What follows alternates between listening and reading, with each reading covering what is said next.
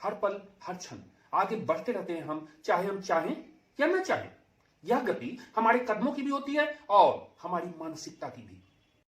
एक शख्स दीवाना हुआ, भीड़ से अलग कहीं सुकून की तलाश में, सुनहरे भविष्य की आस में निकल पड़ा वो घर से दूर दूर। एक शख्स दीवाना हुआ, भीड़ से अलग कहीं सुकून की तलाश में, सुनहरे भविष्य की आस में निकल पड़ा वो घर से दूर दूर दूर। रास्ते में जो मिला उसी के संग हो चला। एक शख्स दीवाना हुआ, भीड़ से अलग कहीं सुकून की तलाश में, सुनहरे भविष्य की आस में निकल पड़ा वो घर से दूर दूर। पूरा ब्रह्मांड, दुनिया, सारी जमीन है तो उसे ईश्वर की, प्रकृति की, भगवान की। पर आखिर वह कैसी अद्भुत शक्ति है जो जमीन के किसी एक हिस्से को अन्य के मुकाबले कहीं अधिक महत्वपूर्ण, प्रभावी और प्रतापी बना देती है। मन प्यार संगीत से सजा और जड़ा है, उसका प्रेम से दिल जो भरा है। सूर्यकांत वहीं तो खड़ा है, ख्वाब संगम में मिला पड़ा है। सूर्यकांत रहा वहीं खड़ा है, सूर्यकांत रहा वहीं खड़ा है। आज संगम के किनारे सूर्यकांत के पांव जैसे शांत हैं, ठिठक कर खड़े, जैसे अब वे बढ़ना नहीं चाहते आगे।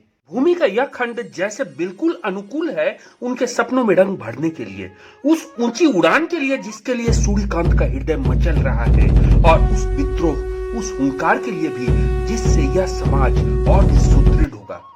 लोग और भी अधिक सकारात्मक, अधिक अच्छे होंगे, जिसके लिए किसी भी व्यक्ति का इस जमी पर जन्म होता है। लेकिन क्या संबंध है, वह कौन सी अनजानी डोर है काशी और बैती, बलान, बूढ़ी गंडक के संगम के इस तट की। सूर्यकांत ने ख्वाब देखे अपने उज्जवल, सकारात्मक, आदर्श और प्रेम सद्भावना से भरी, लेकिन दुर्भावना को नकारने वाली दुनिया की।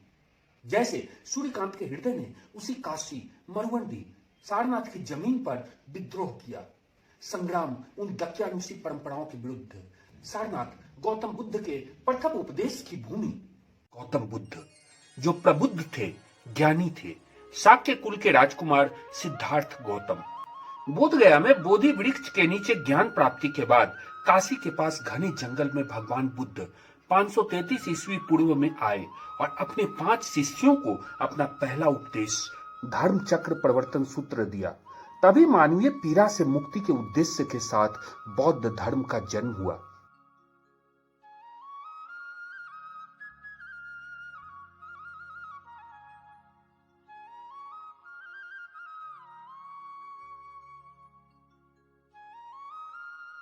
यही सारनाथ है, जहां वर्मा नदी आकर पवित्र गंगा में मिलती है। दुनिया के 50 करोड़ से अधिक बौद्ध धर्मावलंबियों की आस्था का केंद्र। लुम्बिनी में राजकुमार सिद्धार्थ का जन्म हुआ, बोध गया में ज्ञान की प्राप्ति, सारनाथ में प्रथम उपदेश और कुशीनगर में महानिर्वाण। सभी स्थल पवित्र हैं, पर सारनाथ की विशेषता यह है कि यहीं से चीन, जापान, थाईलैंड, तिब्बत और पूरी दुनिया में बौद्ध धर्म बहुत तेजी से फैला। शांत, आध्यात्मिकता से भरा अखंड ऊर्जा का स्थल सारनाथ, ऐतिहासिक स्थल जहां के मंदिर, मठ, स्तूप, संग्रहालय और उद्यान पूरे विश्व के श्रद्धालुओं और पर्यटकों को बुलाते हैं। सम्राट अशोक ने अपने शासनकाल में गौतम बुद्ध के प्रेम और शांति के संदेश का प्रचार किया। उन्होंने 249 ईस्वी पूर्व में यहाँ स्तूप का निर्माण करवाया। तब सारनाथ की समृद्धि हुई और बौद्ध धर्म का विकास और प्रचार हुआ। यहाँ उन्होंने धर्मराजिका स्तूप, धमेक या धर्म चक्र स्तूप और सिंह स्तंभ का भी निर्माण करवाया। ईसा के कुछ शताब्दी पूर्व तब सारनाथ भी बहुत अधिक उथल पुथल से गुजरा जब वाराणसी पर महमूद गजनबी ने आक्रमण किया। गुप्त काल में सारनाथ का आकर्षण बढ़ा और यह मथुरा के अतिरिक्त उत्तर भारत में कला का प्रमुख केंद्र बन गया। सारनाथ में तिब्बती, थाई, चीनी, जापान आदि की वास्तु शैली और बौद्ध धर्म संस्कृति की गहरी झलक है। यहाँ के दिव्य और महत्वपूर्ण स्मारक बौद्ध और भारतीय संस्कृति की अतुलनीय संपदा हैं। गौतम बुद्ध के प्रथम उपदेश की यादों को अटूट रखने के लिए चौखंडी स्तूप का निर्माण हुआ, जो अद्भुत शांति देता है। 30 मीटर व्यास और 43 मीटर ऊंचे इस स्तूप के प्रति न केवल बौद्धों बल्कि सभी में अपार श्रद्धा है।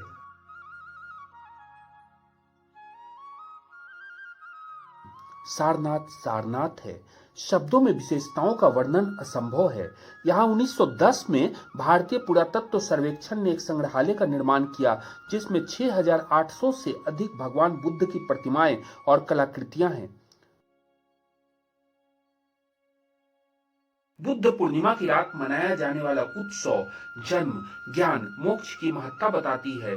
जब यहाँ बोधि वृक्ष के नीचे दीपक जलाए जाते हैं और फूलों से साज सज्जा, मोमबत्तियां, शाकाहारी व्यंजन एवं पकवान और प्रसाद आकर्षण का केंद्र होते हैं। जैन धर्म के 11वें तीर्थंकर श्रेयांसनाथ का जन्म स्थल भी है सारनाथ, और सारंगनाथ महादेव का प्रसिद्ध मंदिर भी यही है। शिव के त्रिशूल पर टिकी काशी, विश्व में आध्यात्मिकता का गढ़। काशी, सारनाथ, वाराणसी हिंदू, जैन और बौद्ध धर्म और संस्कृति का प्रमुख केंद्र। लेकिन सत्य केवल इतना ही नहीं है। विज्ञान, ज्योतिषी, आधुनिक सोच, स्वर्णिम पुरानी परंपराएं, अपने अतीत, अपनी जड़ के प्रति गर्व, सभी कुछ समाहित है बनारस, वाराणसी, काशी, मरवंडी, सारनाथ, चाहे हम कुछ भी कह ले। जी हाँ, रामनगर में भी और रामनगर के किले में भी। इतिहास को समेटे रामनगर में काशी नरेश का यह किला साक्षात प्रमाण है हमारी बातों का। आनंद वन के नाम से पहचानी जाने वाली भूमि काशी, काशी की रियासत, काशी के नरेश, अर्थात सभी स्वर्णिम पृष्ठभूमि के साथ हैं। यहाँ इतिहास की कोई कमी नहीं, बिखरे पड़े हैं और छवि भी उज्जवल गौरव से भरा। व्यास काशी के अंतर्गत यह रामनगर है। प्राचीन काल में जब यह 16 महाजनपदों के अंतर्गत था यह काशी, तो काशी, कौशल, मगध इत्यादि 16 महाजनपदान भुक्षन्ते गुप्त वंशजाः। गुप्त पीरियड में भी यह काशी थी। इसे आनंद वन भी कहा गया। काशी, रामनगर, व्यास काशी, बनारस, मरवंडी, काशी नरेश, यहाँ की रियासत, यहाँ के लोग, अर्थात आप कुछ भी कहें, लेकिन कभी कभी इन सभी के बीच अंतर कर पाना भी कठिन है।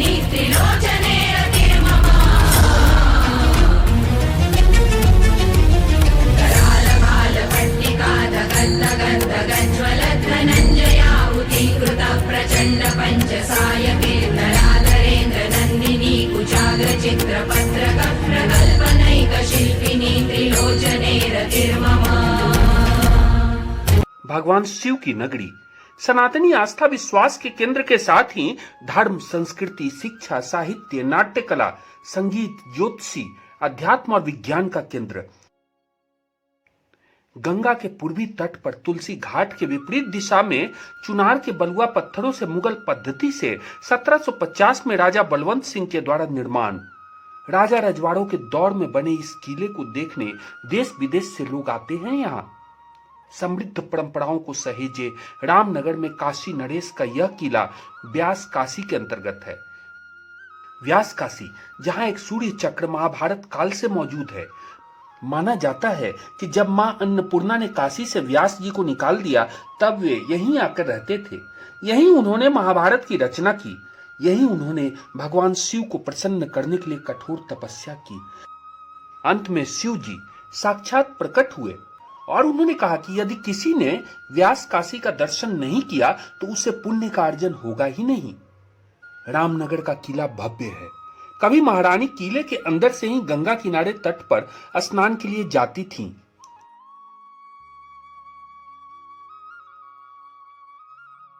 तट पर अटखेलिया करते हंस गंगा जी की शोभा को बढ़ाते हैं। काशी की समृद्ध सनातन संस्कृति के प्रतीक रामनगर किले के संग्रहालय में तलवार, पुरानी बंदूकें, तोप, vintage motor car, antique clock और अन्य अनेक सामग्रियां शोभा बढ़ाती है। 1872 में रामनगर के ज्योतिष वीर मूलचंद ने एक अद्भुत घड़ी बनाई, जो केवल वर्ष, महीना, सप्ताह, दिवस, समय ही नहीं बताती, बल्कि सूर्य, चंद्रमा, तारे और अन्य ग्रहों की स्थिति, गति को भी बताती है।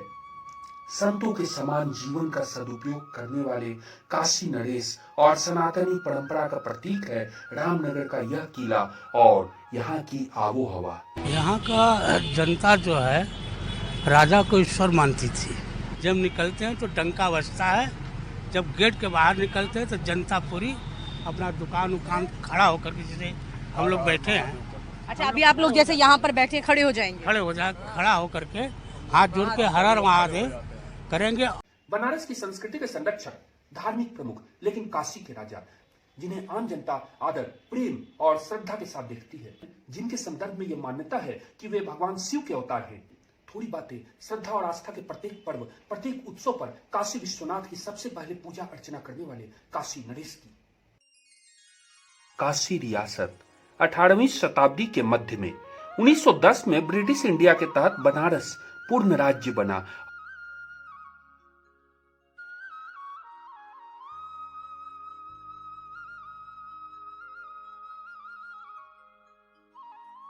उन्नीस में जब भारत को स्वतंत्रता मिली तो 15 अक्टूबर 1948 को काशी नरेश डॉक्टर विभूति नारायण सिंह ने भारत गणराज्य में अपनी रियासत का विलय कर दिया।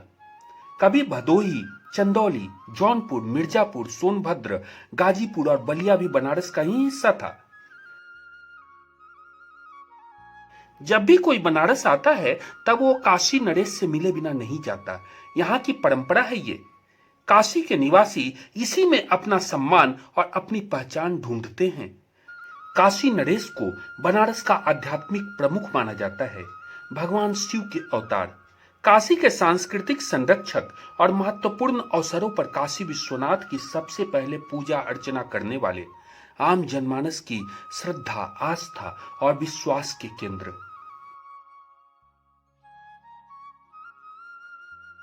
रामनगर के इस किले में देसी विदेशी अनेक गणमान्य मेहमान और विद्वान आ चुके हैं और सनातनी सांस्कृतिक परंपरा के अनुरूप भरपूर सम्मान मिला है उन्हें। काशी नरेश और सूर्यकांत दोनों ही गौतम ऋषि के वंशज हैं और दोनों का गोत्र एक ही है। दोनों के पूर्वज एक ही हैं, धर्म के प्रति समर्पित ब्राह्मण, परंतु किसी भी भय पर विजय प्राप्त कर शक्ति अर्जन को सर्वोच्च प्राथमिकता, और प्राथमिकता जीवन के सुदृढ़ आर्थिक आधार की, उसे मजबूत करने की, मजबूत जमीन की। अपनी इसी भावना में समर्पित होकर कभी वैसे ब्राह्मणों का एक वर्ग कन्नौज से वैशाली आया था और फिर यहां से पूरे देश में और फिर पूरी दुनिया में फैल गया। फिर बहुत बाद में ब्राह्मणों का एक वर्ग मदारपुर के युद्ध में बाबर से युद्ध में पराजित होकर काशी में आकर बस गया, लेकिन वे काशी के मूल निवासी नहीं हैं।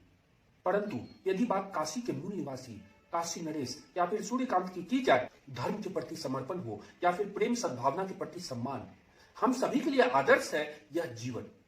धर्म के रथ पर जो भी चढ़ा है उसको दृष्टि नहीं मिली है, और जो प्रेम के संग बढ़ा है दिल में उसके उमंग भरी है। सूर्यकांत की आभा अलग थी, हृदय में भी कोई झिझक नहीं थी। यह किस्सा है यही बताता, दिल तो रास्ता खुद ही बनाता, दिल तो रास्ता खुद ही बनाता।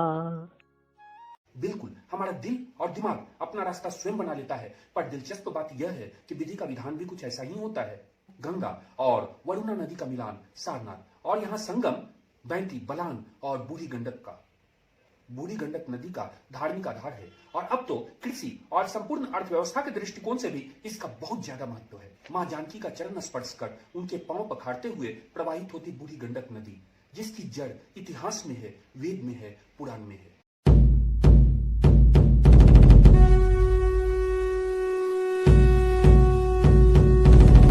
प्रणाम।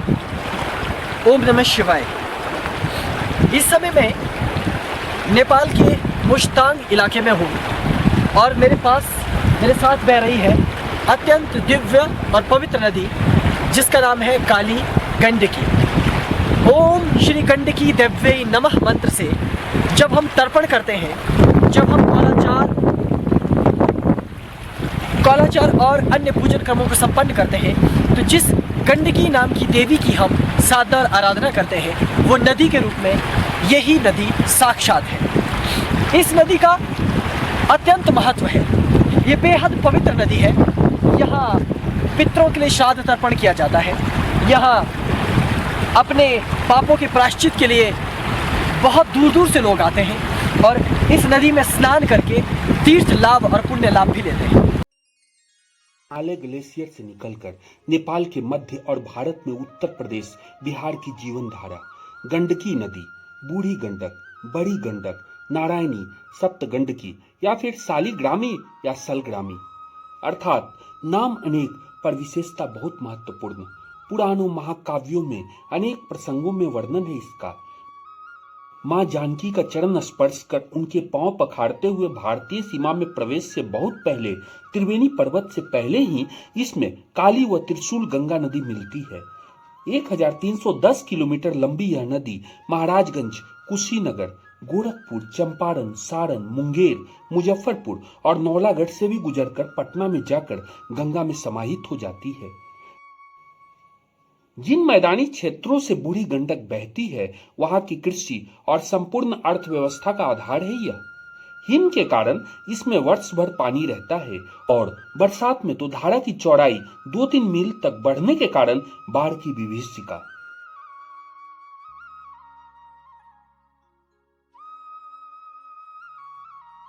नौलागढ़ में इसी बूढ़ी गंडक में समाहित होती है बैंती और बलान। सारनाथ में भगवान बुद्ध ने अपना पहला उपदेश दिया था 533 ईस्वी पूर्व में, और गंगा वरुणा नदी के तट से चलकर वहां से आगे बढ़ते हुए सूर्यकांत के कदम आज आकर वहां थम गए हैं, जो संगम है 3 नदियों का।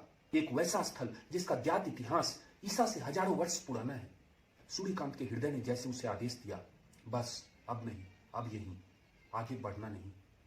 तुम्हारे स्वप्न, तुम्हारे लक्ष्य, तुम्हारे प्रेम की आधारशिला यही इसी जमीन पर रखी जानी है। परंतु निर्जन स्थल, सुनसान, दूर दूर तक कहीं कोई नहीं। अभी कुछ समय पूर्व ही सूर्यकांत ने उस युवती को देखा था जिसे उसके दिल ने जैसे अपना कहा था, लेकिन सामाजिक मान्यता, परंपरा, संकोच और सबसे बढ़कर सूर्यकांत के थम गए पांव, ठहरी निगाहें, शांत स्वर और अद्भुत भाव शून्य परंतु उमंग में डूबकर बजते हृदय के तार। तब सूर्यकांत शांत था। कैसे पूछता नाम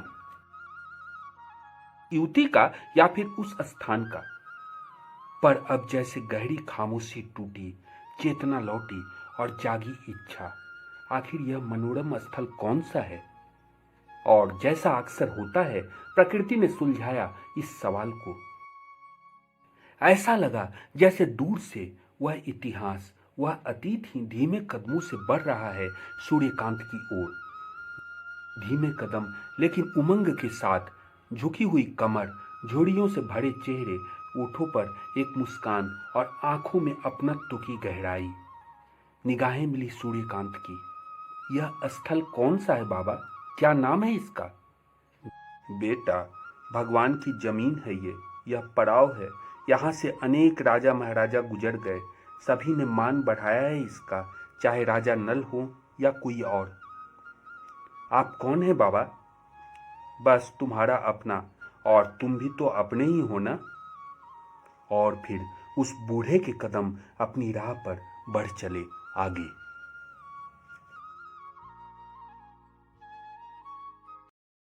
राजा नल के नाम पे शायद नाम पड़ा इसका था नौला, कालांतर में यह गढ़ नौला पाल वंश की हुई राजधानी। यहाँ से निकले शिलालेख, सिक्के वो मूर्तियाँ कहती कहानी।